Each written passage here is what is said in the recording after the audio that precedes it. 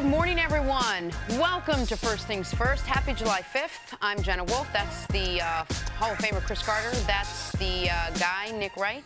Good to see Happy to all you. be here. The lady, Jenna Wolfe. Yes. Happy to see everybody. Everyone have a good holiday yesterday? Absolutely. It was great. Everyone in my family went to a barbecue, seemingly except for my wife and I.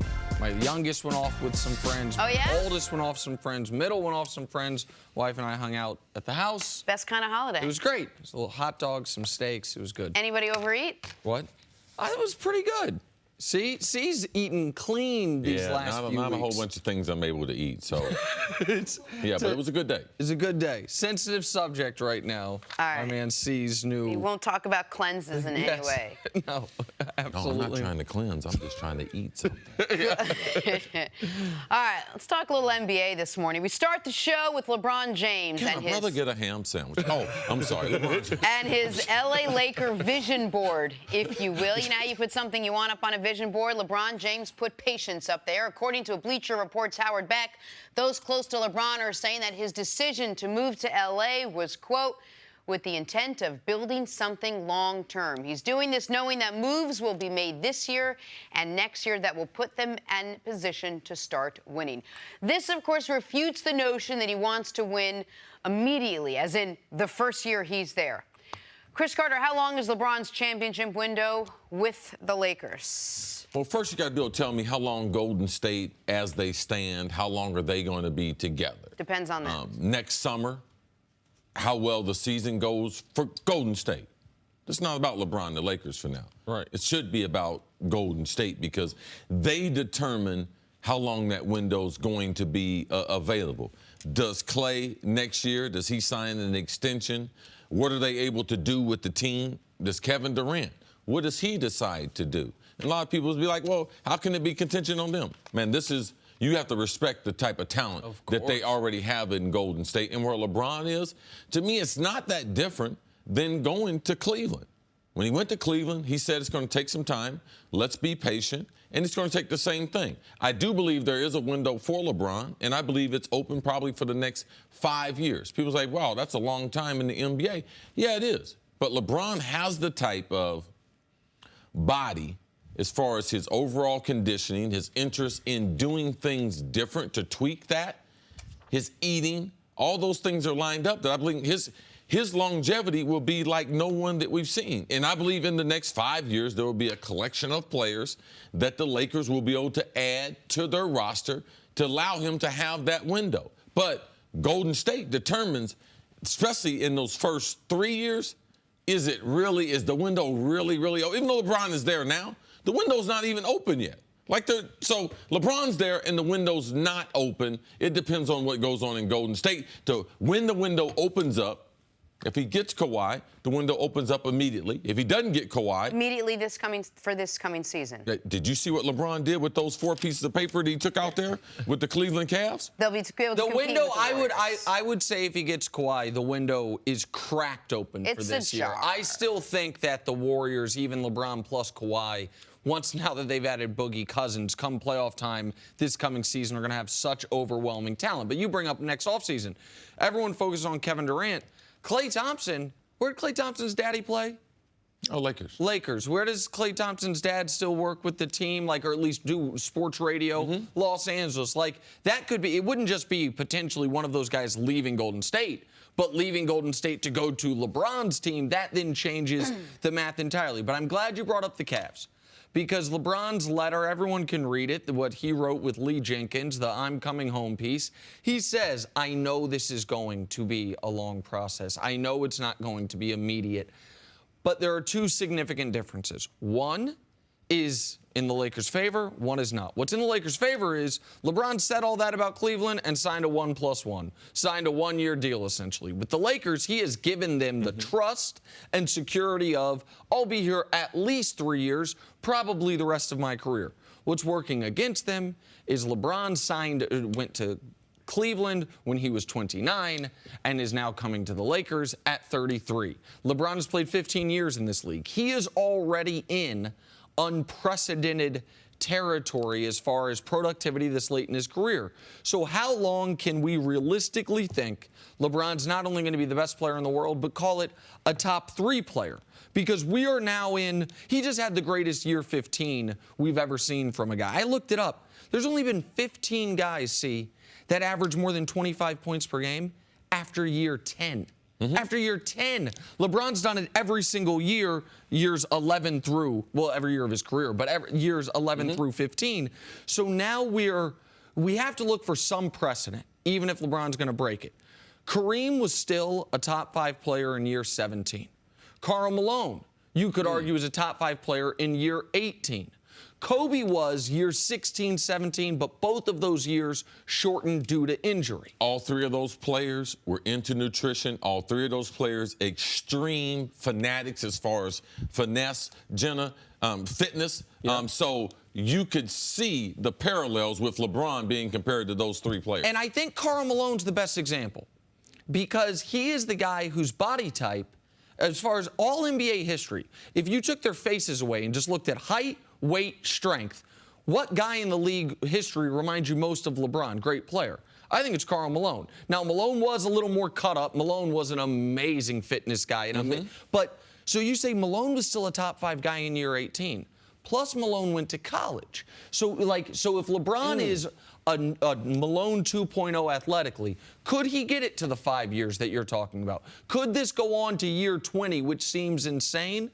It could, but it's still, the clock is ticking even on LeBron. This has been a great way. We started this show doubting Tom Brady. And then Tom Brady went out and did what he did. I don't know how many people... To be fair, I started there were some people that doubted what a quarterback can do at that age. We also started the show no one doubting LeBron James, but just questions like what could he do in this year? And I think both those guys proved everybody wrong as far as longevity in professional sports when you take care of your body and you really focus on fitness and combine that with the skill with which you're playing. I'm curious, though, is Kawhi the only player, CC, that you think could team up with LeBron so they would contend this year? Is he really the only player out there that's available to them to make this coming season a contending season? I think so. I think being fair to the young roster that they have, 2 guys with tremendous championship pedigree in LeBron and Kawhi, I believe with the roster that they have now, if it's not totally depleted, yeah, they would be able to give Golden State and Houston a run for their money this season. Because Kawhi is that. Let's not forget how good he was. And let's not forget how good he's been against the championship caliber team. So, yeah, man, Kawhi right now, even yesterday we had a list of potential trade. I mean, Kawhi is the guy because the reason why? He's the answer to Kevin Durant. Right. It's a matchup league. And he's the one guy. Why have the Warriors been so different in the finals the last 2 years than the first 2 years? Kevin Durant. And he's the one guy in the league, I'd say the guy best suited to guard Kevin Durant, right? Yes. We heard announcers in the NBA playoffs talk about, well, Kevin Durant is shooting over a chair. Like, I hadn't heard that said as much in the NBA in all my years of listening to the NBA. But Kawhi, take that chair away. Because you're not able to post up on Kawhi because Kawhi is too strong for him. And with Kawhi's overall reach and because of Kawhi's resume, defensively, they're going to allow Kawhi to be able to beat up on Kevin Durant far more than other players are able to do. So that's the reason why I like the Kawhi-LeBron partnership. Well, and so what's the best player that's on that list that they could add other than Kawhi Leonard? Damian Lillard. Thing is this. We saw LeBron James at this level with a player at Damian Lillard's level run up against this team in the NBA Finals without Boogie. So throw Boogie out of it. Let's say Boogie never plays. And the Warriors 1-5.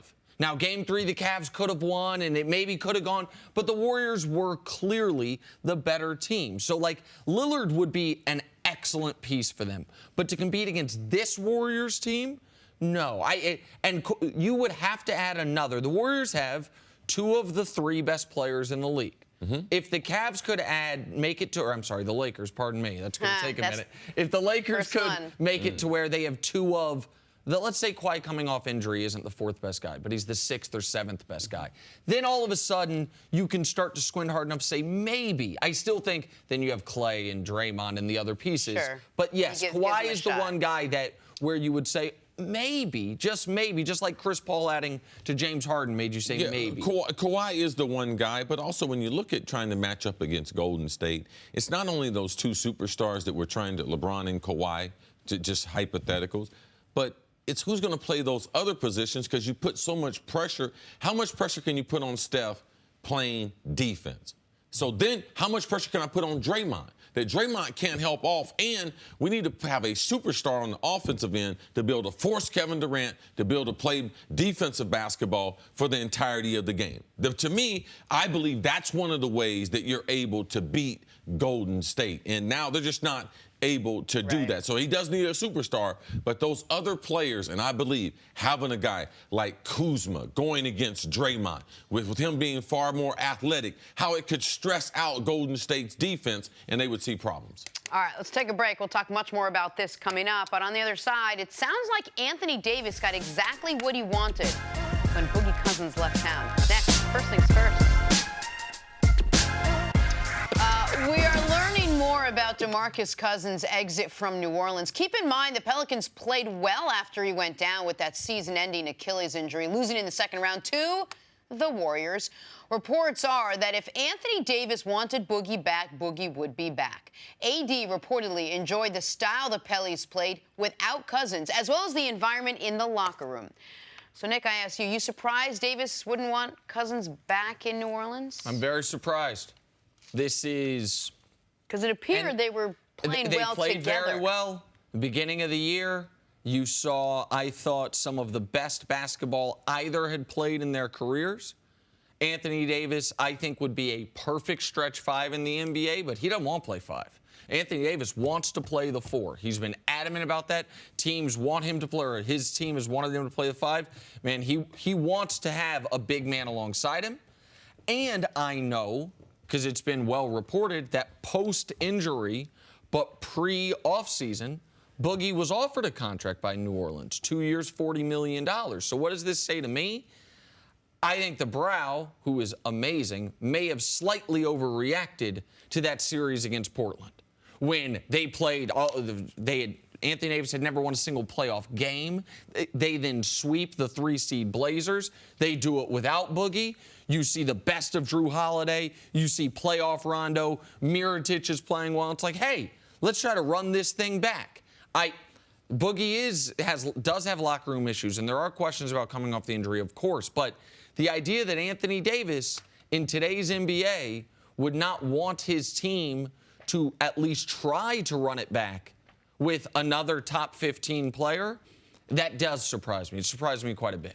I'm not surprised, because when you're on television, you're a fan of the game. It's easy to miss on what goes on day to day. Obviously, if New Orleans, if all the reports were true, that everything was going great with Boogie Cousins, there's no way they're letting him go to Golden State at the mid-level cap exemption. There's no way.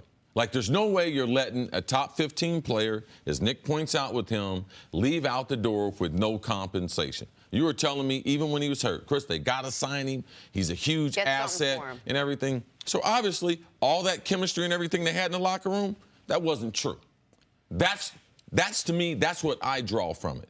When a player like him leaves for that kind of money, and then now they're trying to, well, if Anthony Davis wanted him there, Anthony Davis, he would have had him there. So he's not there. So the star players, just like LeBron, Anthony Davis, get used to this. You're going to start getting some heat for other decisions. Well, why isn't Rondo there now? Well, why isn't DeMarcus there now? So I believe that people overhyped the situation, and they weren't there on a day-to-day, and Cousins started showing signs of the other places in the type of attitude he had when he was in those other places, because he's never been consistent as far as his overall attitude of coming to work day to day. He has not been able to master that. So I'm not surprised at all that they allowed him to be able to leave the building. The reason I am so surprised is because we saw pieces of evidence that these guys had a really good relationship.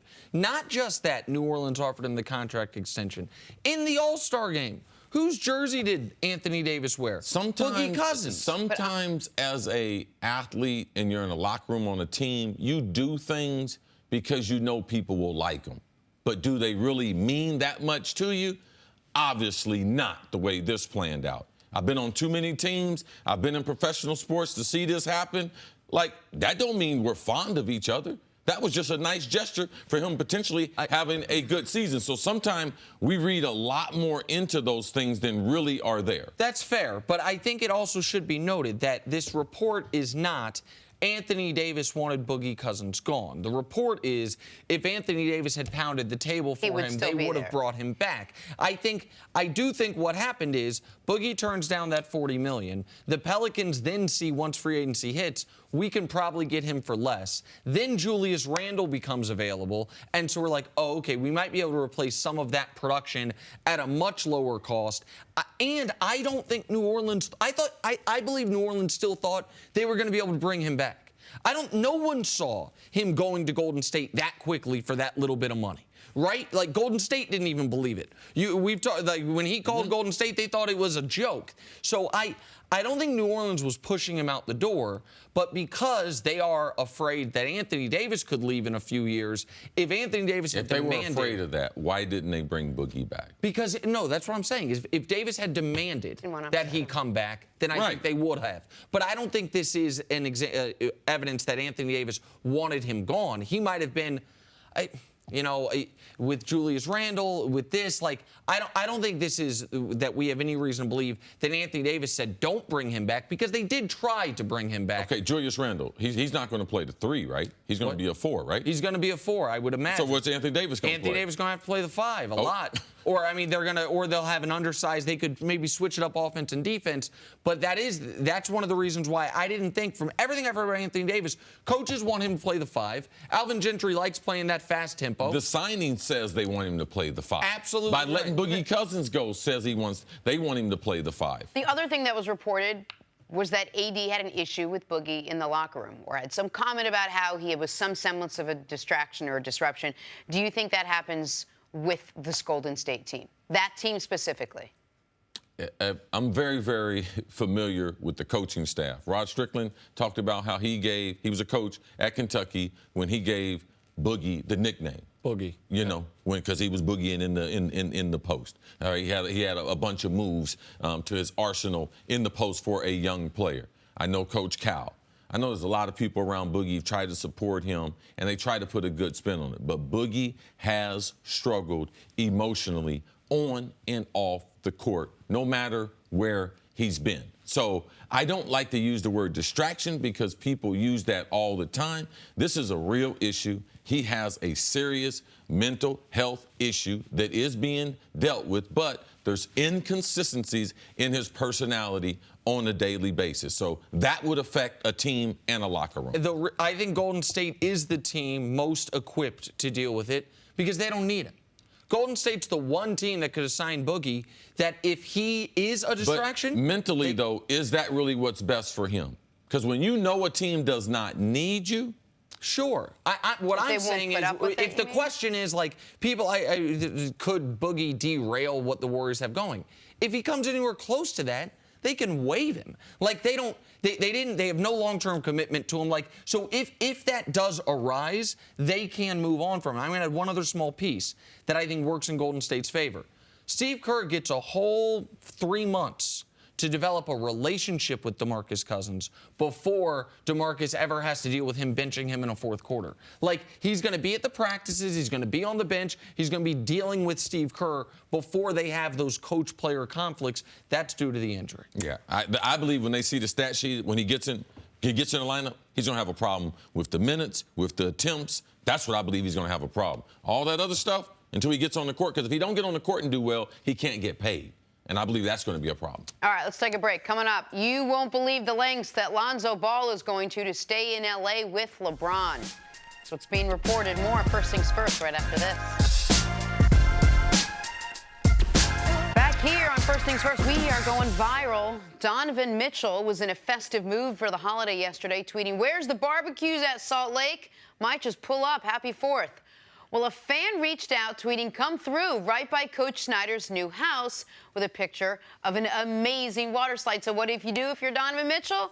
You show up. Oh, that's Donovan, awesome. A man of his word, showing up to the Jazz fans' 4th of July BBQ, playing some Basketball in the pool, I love it. How cool is that, C? How amazing for that fan in Salt Lake. Oh, yeah, it's got to be amazing. 4th of July, man, the star of the team shows up. Spider-Man? I mean, my goodness. He's doing like a tour, essentially, of the Salt Lake area, kind of trying to remake so Utah's always had a tough time attracting free agents, attracting superstars. You had Stockton and Malone, which was a perfect storm of guys whose personalities kind of fit that community. Since then, they got Darren Williams. He eventually wants out. He's trying to remake the image of that city as a whole. It's a really cool thing he's doing. Looks like they got some drinks, though. What? They are in Utah, right? Yeah, well, I don't think it's a statewide prohibition. I just There's think also a hand on a leg behind. Yeah. Questionable. That's Jenna pulling the Cris Carter. That's what Jenna saw. Look at what Jenna's noticing. You're right about that. Saw that? Good call, Jenna Wolfe. Thank you. I thought that's what we were all looking at. Yeah. There's 2 women. That is. Oh, I think that is. You know what? That is correct. Are you sure they're in Utah? Oh, my goodness. Hey, we got a big move on. Time for stories to start your morning, brought to you by Ace, the helpful place. Joey Chestnut extended his streak of dominance at the Nathan's hot dog eating contest, winning his 11th title, scarfing down a record 74 hot dogs, buns and all, questioning the technique. He said, quote, "I found a vicious rhythm. I say, quote, gross." CC, do we start putting Chestnut in the conversation with guys like LeBron James and Michael Jordan and Tom Brady? Oh, no, we put this one right up there with the biggest waste of time on television. That's what Joey Chestnut is. Absolutely. It's my pleasure to put him in there. It's once a year. See, this is part of Americana. It's tradition. Now, I will argue this, though. I feel like the Hot Dog Commission needs to get together and do something about the water. What's exciting about this, though? Look at this. Listen, what's exciting? Tell me. It wouldn't be exciting. Look what he's doing there. I understand. Let me finish real quick. He's double-fisting a hot dog. Yes, he is. That is correct. We got to do something about the water, though. We got to do something. I understand the records will come down. It's like a juiced ball in baseball. Yeah, you have to. You physically can't digest it all without water. Well, you can't be dipping the buns in water. Like, listen, I don't care if the record becomes 11. Whatever it is, I want to see it. I think the digestion thing happens way down the road. No, but you can't. She's right. You can't fit that much in without. I understand what Jenna's saying, which is why I think the water is a performance-enhancing drug in the sport, and I need it regulated. I need it regulated. Yeah. To the NBA now, according to reports, real sports now for you, CC. Lakers head coach Luke Walton had no contact with LeBron during his recruitment and still has not met with James since he signed that 4-year deal. Cris, is this anything to make a deal about in any way, the fact that they haven't met yet? Well, you have to realize, too, Magic Johnson about a year ago got tapped for tampering. Yeah. All right. So I think the Lakers are being very careful. I just think people are trying to build too much into something, but there's nothing there. At free agency, he met with Magic Johnson. At 12:01 a.m. Yeah, what difference does it make about the coach? Well, here's the thing. People need to understand the timeline. He wasn't allowed to meet with Luke Walton in any capacity until 12:01 a.m. Sunday night. Right? Saturday night, Sunday morning, I should say. He met with Magic. By Sunday afternoon, he and his wife and his closest friends were on a private plane to Italy, where they are now. Like, he's in the same draft class as Luke Walton. He played against Luke Walton. He knows Luke Walton. Like, there was no time for that. If this thing went on till July 10th and he never met with Luke, that would be something to look at.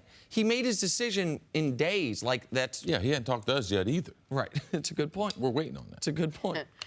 All right, yesterday we discussed the possibility of Damian Lillard being dealt to the Lakers to team up with LeBron. So a fan asked Lillard if he'd be happy with a deal to L.A., to which Lillard responded, quote, "I'm typically a happy camper." All right, CC, could Lillard and LeBron compete for a title?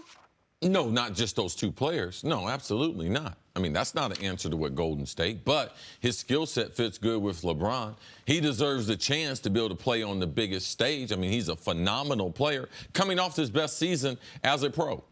Pre-Kevin Durant Golden State, absolutely. This was the type of pairing we saw win titles in the league forever. A top 5 guy and another guy somewhere in the top 15. It's the type of pairing we saw win a title in Cleveland with LeBron. But the Kevin Durant era of Golden State has changed the math for everybody. You need 3 top 15 guys at a minimum or 2 guys in the top 5 at a minimum. So, no, I think he'd be a great partner for LeBron. But against this Golden State team, no. All right, sticking with the Lakers, Adrian Wojnarowski is reporting that the Lakers believe Lonzo Ball's camp leaked news of a meniscus tear that could require surgery in order to keep Lonzo out of trade talks for Kawhi Leonard. Nick, what is your reaction to this report? I mean, this is being reported by what I would consider the single best NBA reporter in the world, Adrian Wojnarowski, that the Lakers know this didn't come from them. And that makes a difference as far as the credibility that we give to it, because it's very, very difficult to do a show 5 days a week, 3 hours, and you're responding to every single report. Correct. But when Woj and others say something, I can understand. In NBA circles, if Woj, Broussard, Shams Charania has become one of these guys in recent years. I'd add Chris Mannix, Howard Beck. There's a few guys. Mannix.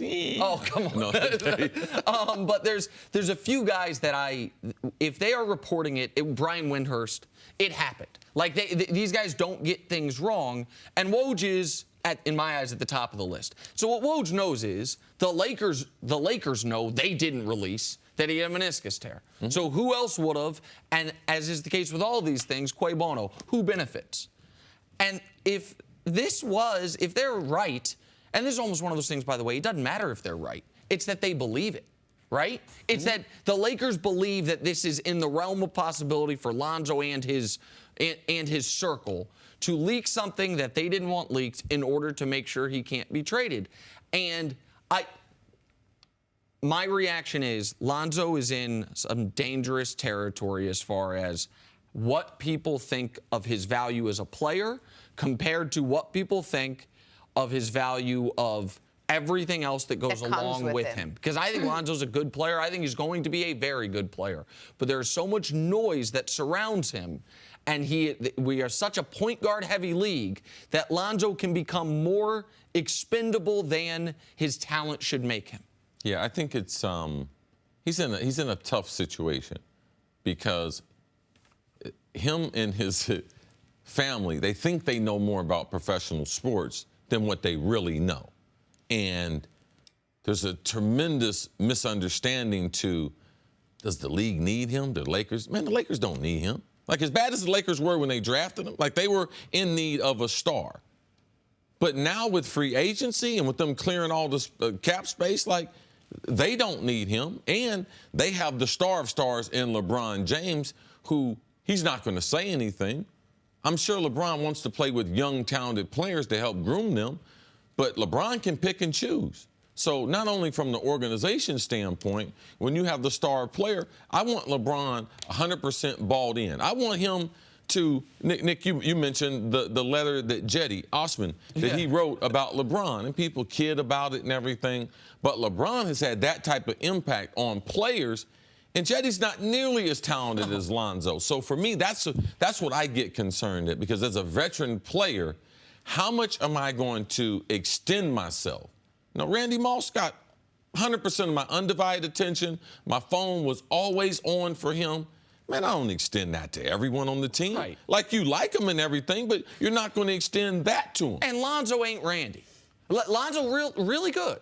But Lonzo is not a generational freakish talent. Like, and I don't know what you extended to Randy. I know I'm crossing generations now, but I don't think you would have extended it to Justin Blackmon, a guy who was a very good talent but had significant issues. Like, I don't mean to pick on Justin Blackmon, but I'm just a guy drafted in a similar spot.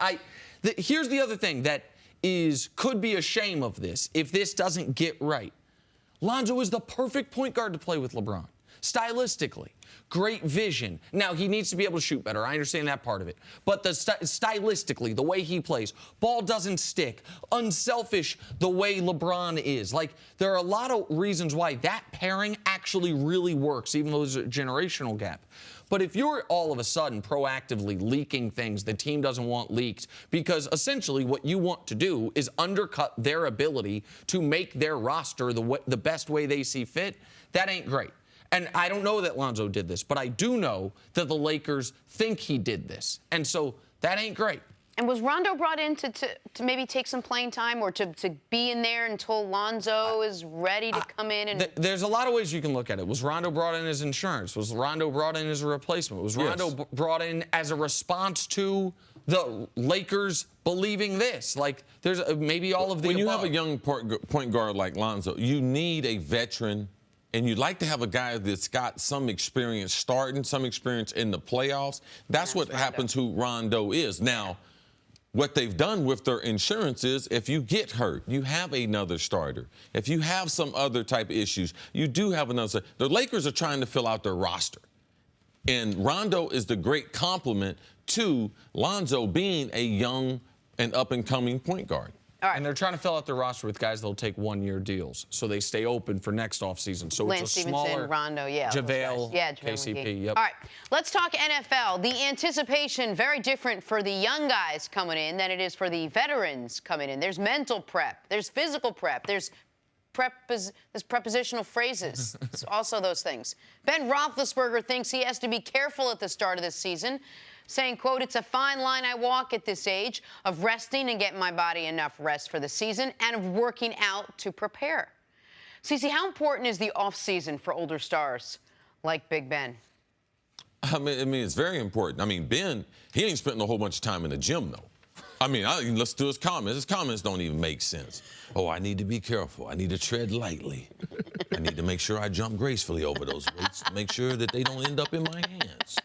Like, Ben is no athletic specimen. He's not going to be on the cover of Men's Health. Like, watch Ben. We should take a picture of Ben the first day of training camp, and we should take a picture of him the first day in December.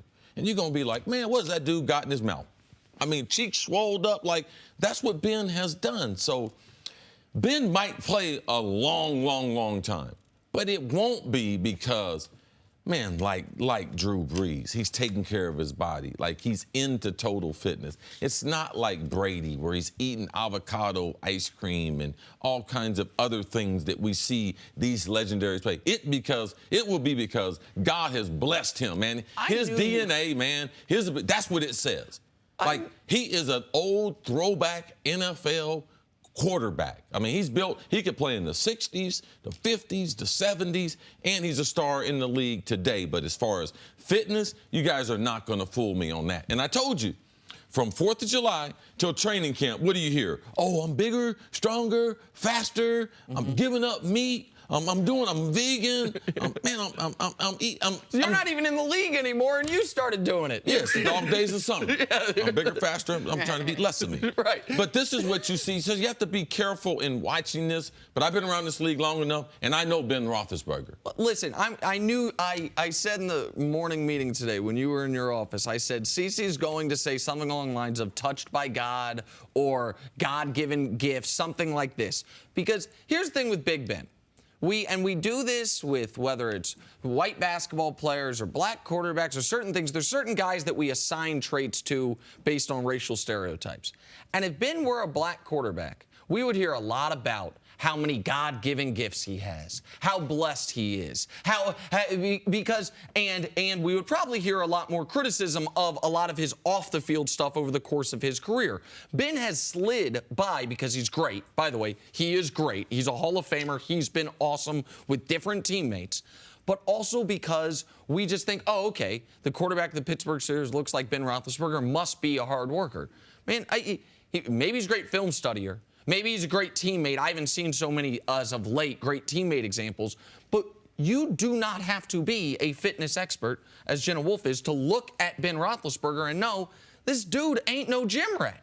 This guy is not, and we see this like in other sports at times, but you can get away with being the fat pitcher or the fat first baseman. And obviously Ben Roethlisberger's gotten away with being the not in great physical shape quarterback. But him giving pre-excuses, because that's what it sounds like to me, is like when we come into camp and everyone sees everybody and everyone's in the best shape of their lives and I look the way I've always looked. Here's why. It's because at my age, you actually can't work out as much. What I want to ask you is, he's going into year 15. Like, I would imagine that's the time where you maybe could have gotten away with not working out as much early in your career, but later in your career is where it's even more critical. At least that's what I would think, that the older you get, the more critical the physical fitness and stamina becomes. Yes, that's all true. I was going to say, is it the opposite? I mean, is it that these veterans know exactly what they need to do? They need to know, they do exactly what they need to do in training camp. They know how to keep their body from getting hurt. They know they don't want to push themselves because they know that at this point in their career, all that matters is Sunday. And so maybe they're not as fine-tuned and focused as looking chiseled and whatnot at the start of training camp because they know they just have to get themselves set and ready for Sunday. No, Jen, that don't make no sense. You'll get hurt in training camp. Like, I don't mean coming out of shape. I mean, maybe training camp's not as important as... The thing about football that's different than the other sports is you can't practice football unless you're with the football team. You can't get 40 guys together and do a 2-minute drill. We actually call it football conditioning because there's a cardio, a gym conditioning, but you can't get that until you're in a football game.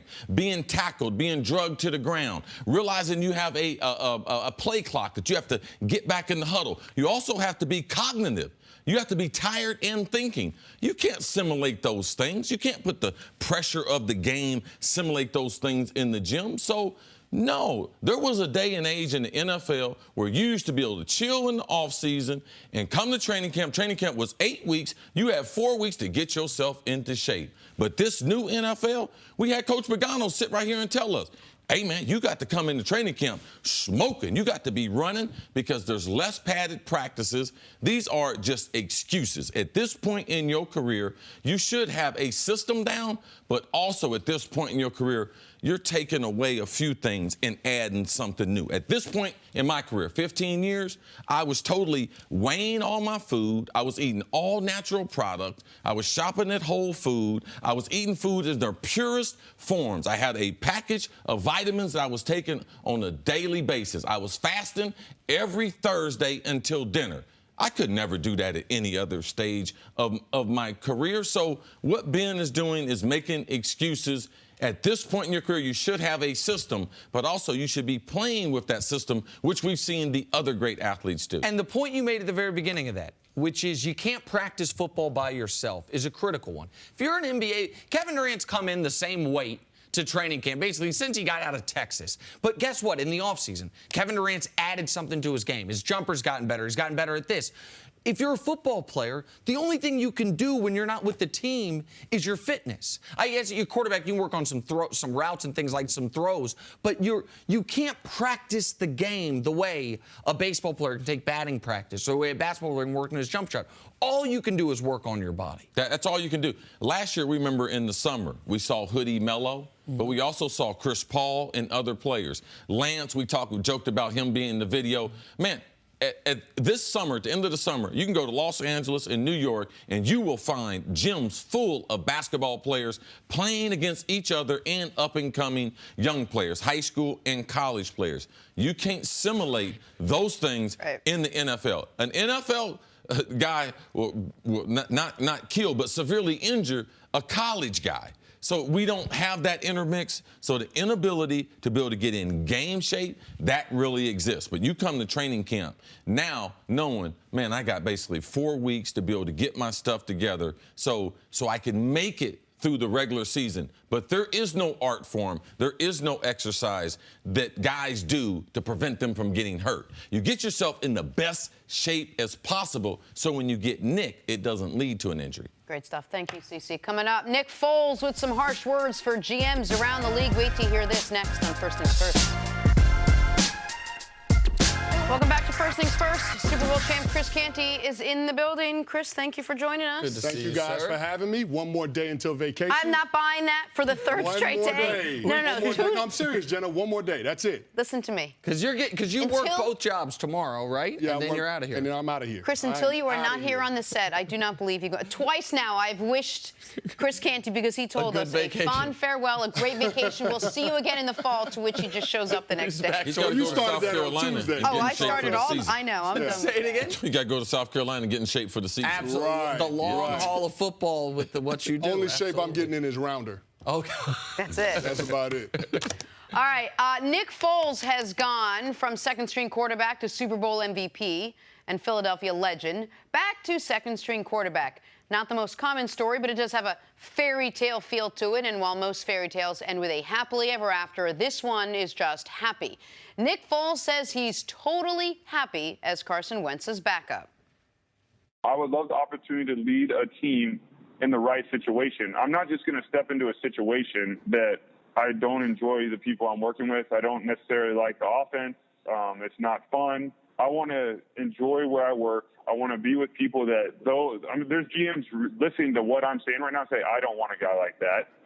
Everything's got to be football. He's got to want to be a starting quarterback. He's got to want these things. And quite frankly, I don't want to play for you because you're not going to get who I am.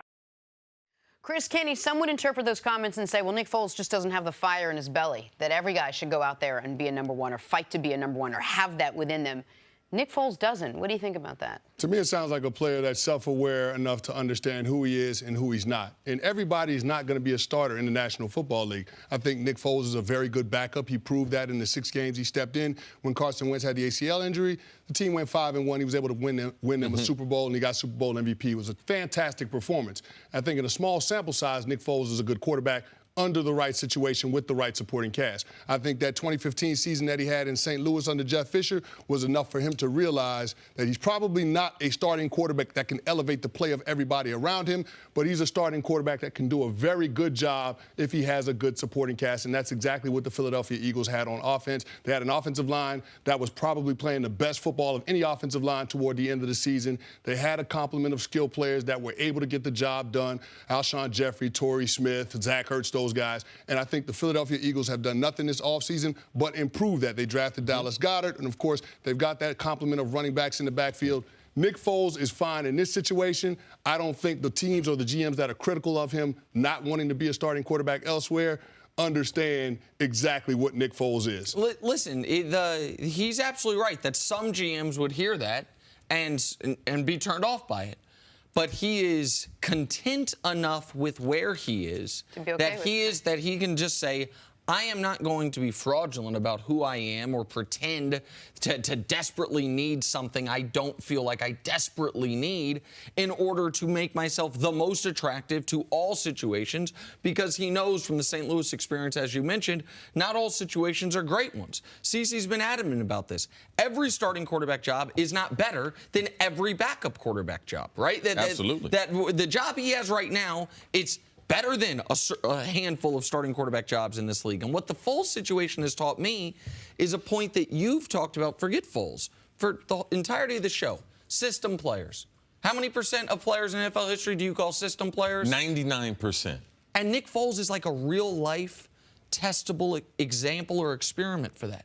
We have seen him throw 27 touchdowns and 2 interceptions in one system. We have seen him be so bad he was contemplating retirement in another system. And it makes me want to pause on my evaluation of almost anybody and say, okay, how much of that is their talent level, their drive, their work ethic, and how much of their performance is the situation in which they're in? Like, Foles is a great example that you could have such difference between performance depending on, I don't think he worked harder in one year than the other. I think it was the coaching, the players, everything around him. It's harder work in the NFL when you're losing. Because what I've been taught since I came into the league and played 16 years there was that we get paid to win. You don't get paid to play. Like in college, that's different. You're getting a scholarship. You're there, room booked board. You're there to play. In the NFL, you're getting paid to win games. So if you're not winning, it is a lot harder. I mean, all the jobs are hard. All 1,800 of them are hard, difficult.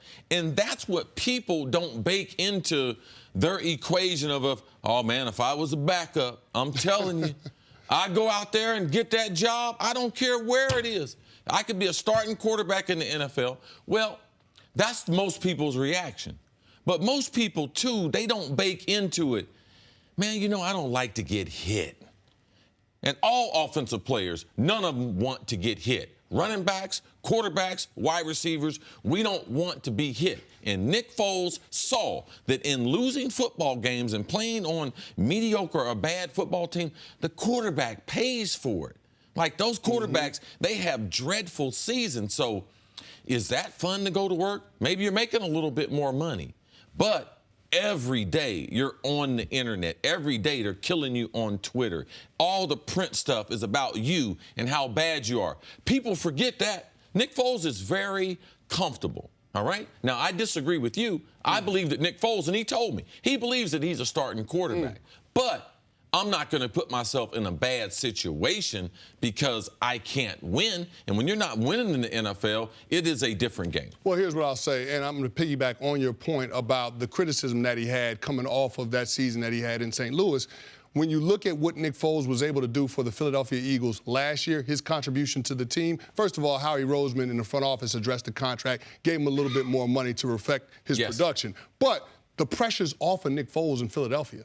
He won them a Super Bowl, and he's enjoying that. Their first Super Bowl title. So he can take over for this team at the beginning of the season and hold down the fort until Carson Wentz is healthy enough to play football, and then he can resign himself back to that backup role. But Nick Foles is going to be in a comfortable situation just because there's not going to be a lot of criticism directed toward him. If they don't win another championship, it won't be because of Nick Foles. But this is a good example, though, of the benefit you have at being content where you are, either in your profession or your life. Like when you had the opportunity before you teamed up here.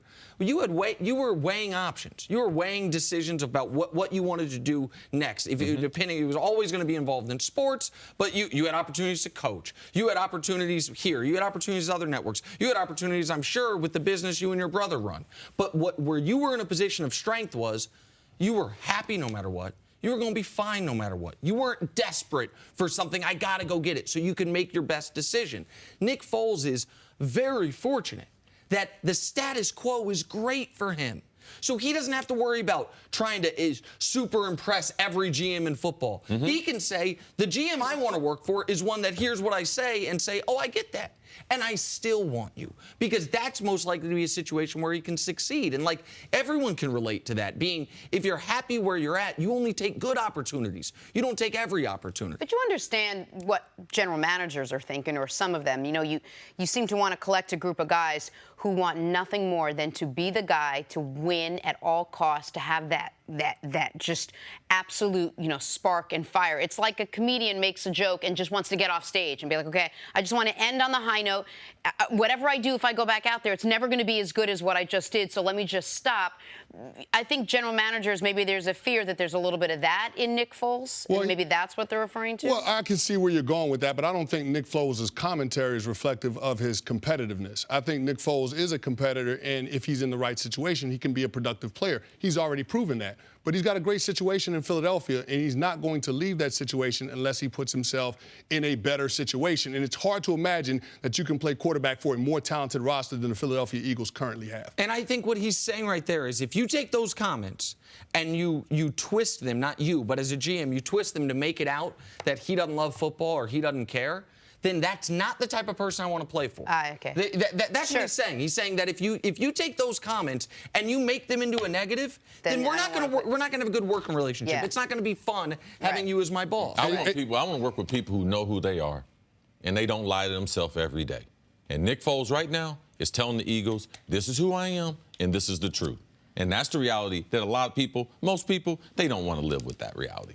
All right, we've got to take a quick break, Chris. We'll see you a little bit later on in the show. Coming up, is the window already closing for LeBron in L.A.? What? They just moved into the house. That's next on First Things First. Welcome back to First Things First. NBA champ Antoine Walker joins us now. Welcome, Antoine. Good to see you, sir. Yes, sir. How's it going? Good. Yeah? Yeah. Lots to talk about. Let's start with Boogie Cousins. DeMarcus Cousins, now a Golden State Warrior. We know that. But could he have still been a Pelican? We're learning more about Boogie's exit from New Orleans. Keep in mind, the Pelicans played well after he went down with that Achilles injury. Reports are that if Anthony Davis wanted Boogie back, Boogie would be back. AD reportedly enjoyed the style that the Pellies played without Cousins, as well as the environment in the locker room. So, Antoine, I ask you, could you see Boogie disrupting the Warriors' locker room as well, the way AD is insinuating he might have done in New Orleans? Well, let me give you 2 points. The first one about Anthony Davis and DeMarcus Cousins. I don't think AD, even though I know he's the franchise player, I don't think he has that much say-so on who's going to be the personnel on that team. They may ask him, but I don't think so. And then you also got to realize, I played with Paul Pierce. We played together 7 years. When Danny Ainge came in and took over, I thought I was going to be there. I thought me and Paul were best friends. But he couldn't stop them from trading me. It's not. It wasn't his call. It was Danny Ainge's call. It was the ownership's call. So they know that when they decided not to sign DeMarcus Cousins back, it wasn't on Anthony Davis. He probably would have liked to have him back. They probably were good friends off the court. But on the court decisions, they made an on the court decision based off DeMarcus Cousins' attitude. Before we get to the Warriors part of this, I just want to follow up on that, though. But don't you – I tend to agree with you, but I also think that if Anthony Davis had proactively said, we have to have him back, I think he could have done – and I don't blame him for not doing that, by the way. But do you think that he has, because he's the franchise guy, that if he pounded the table and said, we have to bring him back, that could have impacted this? I don't think so, because I think Anthony Davis would have won them on the team. You got two guys that went to the University of Kentucky. They spent a lot of time together in the summertime. They worked out together a ton last year to get ready for the upcoming season. Why would that change? He just got hurt. You had success. You were 6 games over 500. I would have been more worried about why you didn't bring Rondo back. Obviously, it seems like they lowball Rondo. He was making $3.3 million last year. He got offered 1 for 9 from the Lakers. Rondo's at a point in his career where he's probably trying to get the money. You know, if I'm going to go get some money, I need to go give me $9 million for 1 year. Yes. So it's a different stage. But I just think Anthony Davis does have some say-so what goes on in New Orleans. But I think in that decision with Achilles and what you're getting with DeMarcus Cousins off the court and in the locker room attitude, I don't think Anthony Davis could have stopped New Orleans from making that decision. Nick, you know I feel this way. I don't feel like the players should have that great impact on who's going to be there. We're in a day and age now where I think the fans and everyone, because everything's reported, like we want the stars to be, oh, man, to pick the players. No, he's already got a tough enough job trying to be the star of the Pelicans, let alone trying to get into all this other stuff, business-wise, who stays, who goes. Also, if you make a comment on who stays and who goes, when it goes bad, you know who's there to blame? You're there to blame. So I don't like the fact that AD is getting a hit for, if DeMarcus is not in the building and things are going well, and you do an interview and say, how are things going? Things are going well. He's not saying things are going better without him being there. People draw too many conclusions from this, and they trying to attach that story with AD to bring it some credibility. And then also remember this. Anthony Davis played for Monty Williams. Turned his career around, got him playing good basketball. I made the playoffs with him. Anthony Davis was upset when they fired Monty Williams. Yes. And so you don't think he wanted Monty Williams to stay? I'm pretty sure he wanted DeMarcus Cousins to stay. And that didn't matter. Yes. So they making decisions on their own. One quick follow-up on this, because I know you want to get to the Warriors part of this, or we want to get to the Warriors part of this. I also think that it's important to note that this was not a protracted process that led to Golden State getting Boogie. I do believe, and it has been reported by the people on the ground, New Orleans thought they were going to be able to bring Boogie back. They just thought it was a process. Boogie turned down their initial offer. New Orleans, I think they turned down their offer during the season, I should say. New Orleans then saw from the marketplace, man, we might have gotten lucky he turned that down. We might be able to get him for less.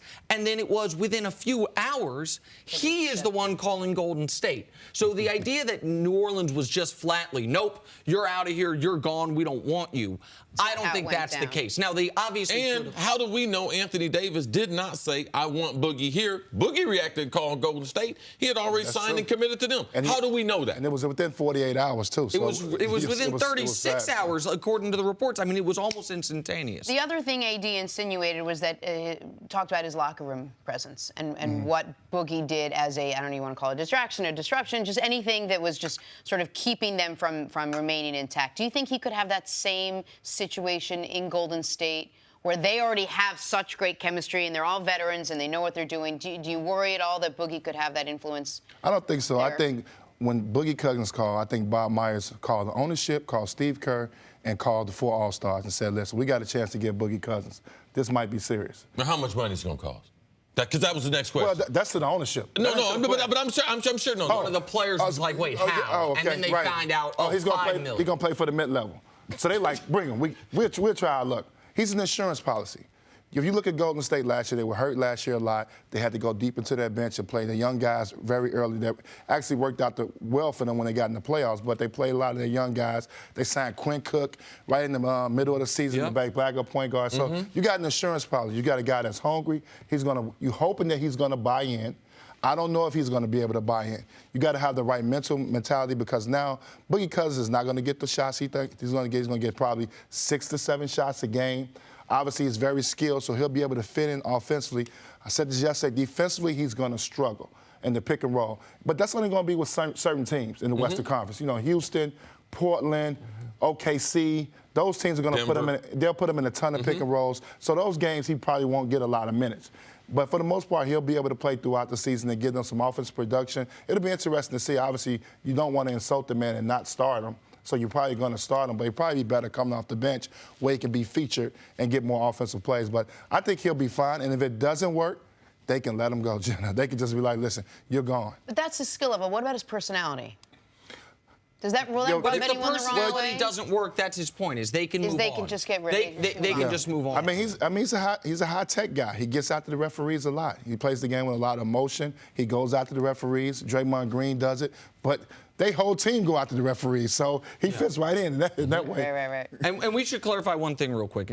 Anthony Davis, there's no quotes from him on any. It was just part of the report. There's a report Absolutely. that this is true. So like when Jenna said Anthony insinuated, like it's according through to the report. It's the same in the report that said exactly that right. he may not have. Because we know Anthony fought. Davis, big fan of the show. Don't want him watching saying, "Hey, ain't nobody got no I'm quotes from me on I'm this." mad Rondo not there. Okay. I thought, He's like, I'll give you more issues, AD, not just that one.